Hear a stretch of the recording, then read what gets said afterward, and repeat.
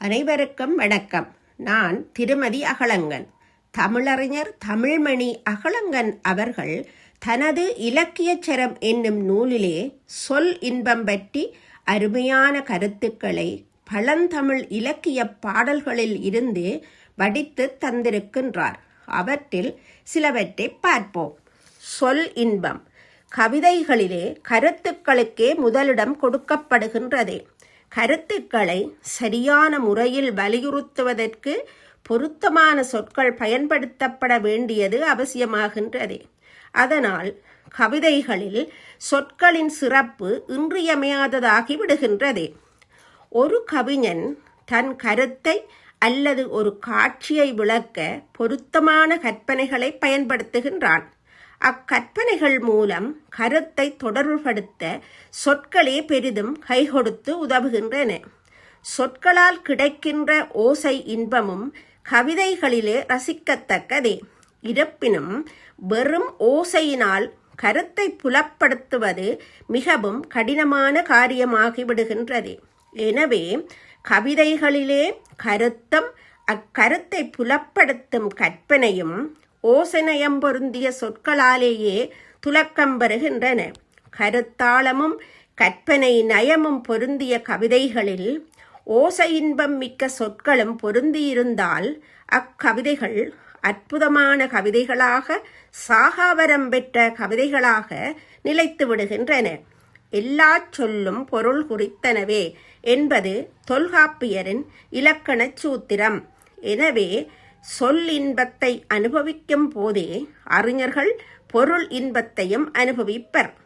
பாடப்படுகின்ற பாடல்களுக்கு ஓசை கவர்ச்சிகரமானதாக இருக்க வேண்டியது எவ்வளவு முக்கியமானதோ அதே அளவுக்கு படிக்கப்படுகின்ற கவிதைகளுக்கு சொற்கள் முக்கியமானதாக கருதப்படுகின்றன.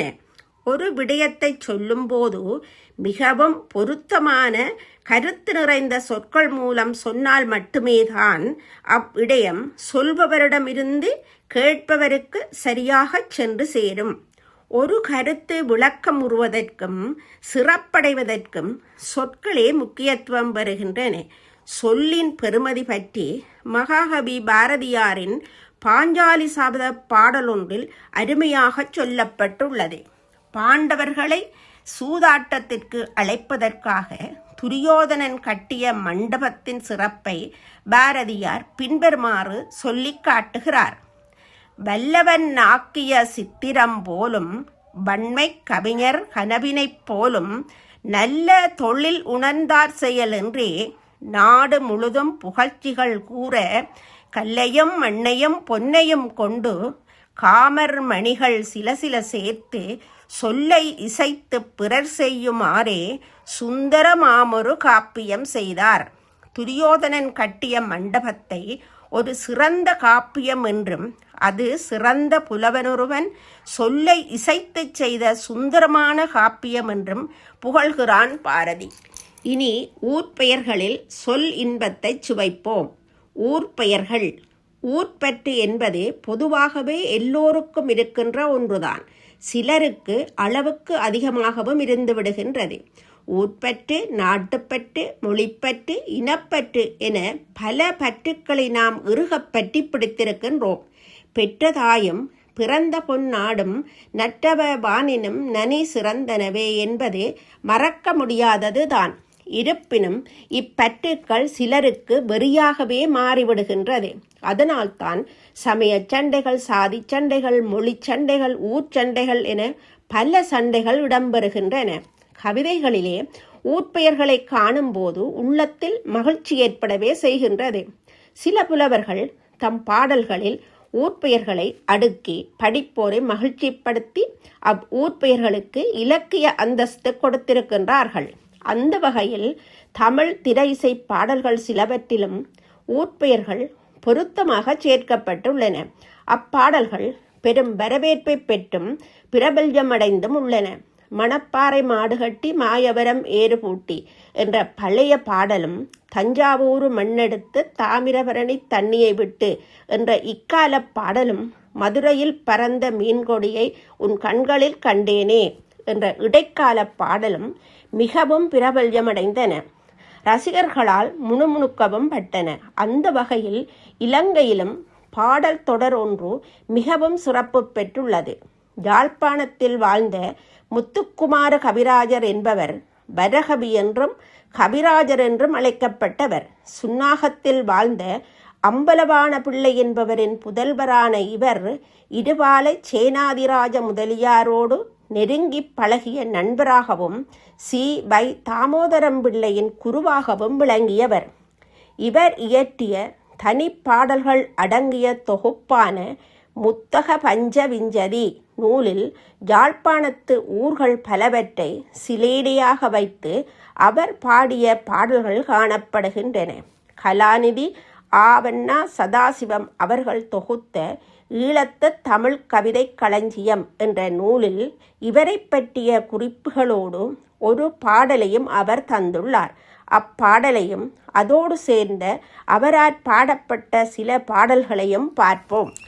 முடிவிலாதுரை சுன்னாகத்தான்படி முந்தி தாவடி கொக்குவின் மீது வந்து அடையவோர் பெண் கொடிகாமத்தால் அசைத்து ஆனைக்கோட்டை வெளிகட்டுடை விட்டாள் உடுவிலான்பர பன்னாலை ஆண்மிக உருத்தனன் கடம் புற்றமல்லாகத்தில் தடை விடாதனை என்று பலாலிகன் சார வந்தனள் ஓரிள வாலையே.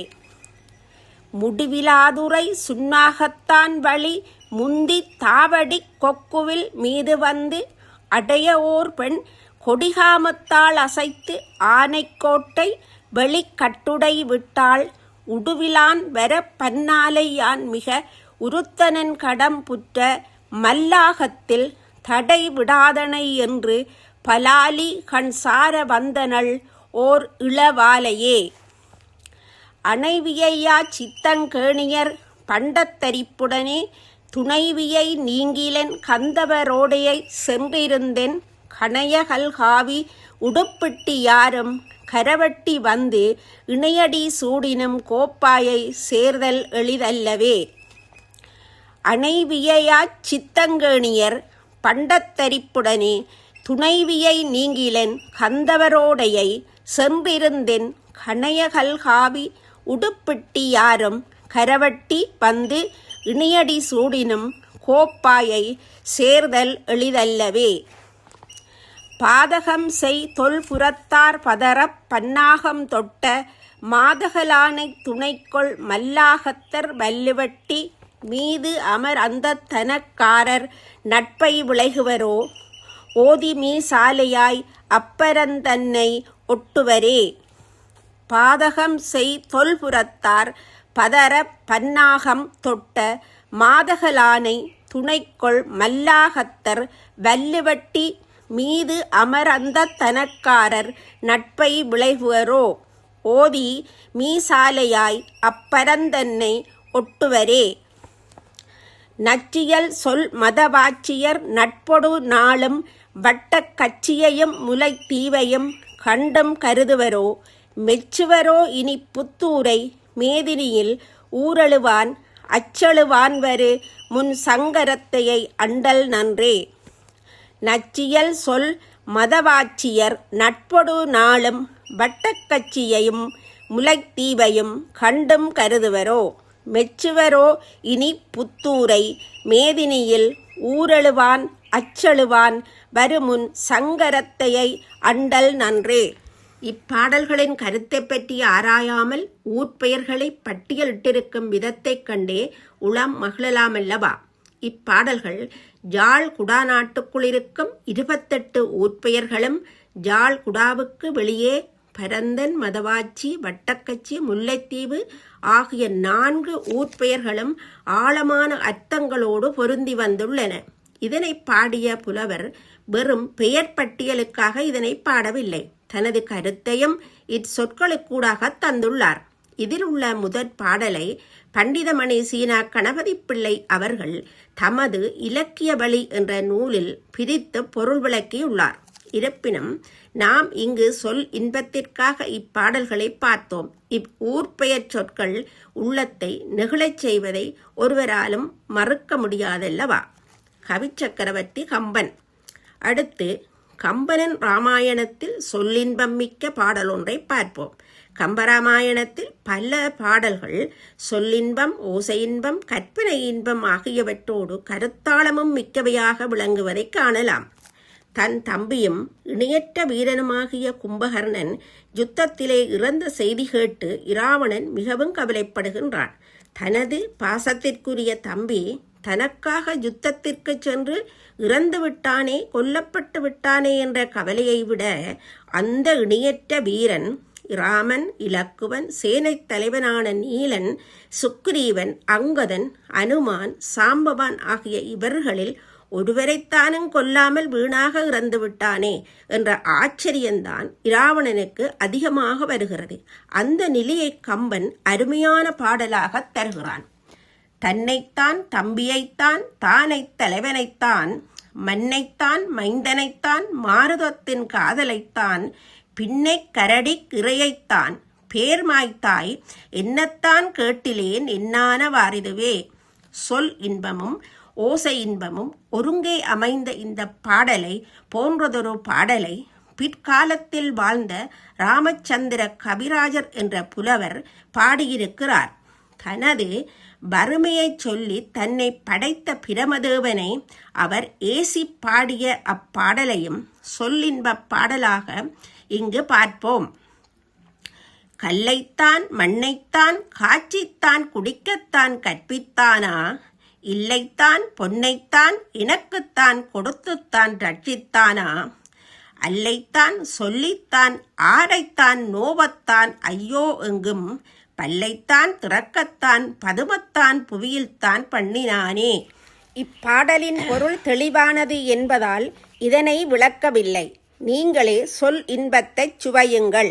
இவ்விடத்தில் கவியரசு கண்ணதாசன் அவர்களின் அத்தான் என்னத்தான் அவர் என்னைத்தான் என்ற திரைசை பாடலையும் நினைவு கூறலாம். நன்றி, வணக்கம்.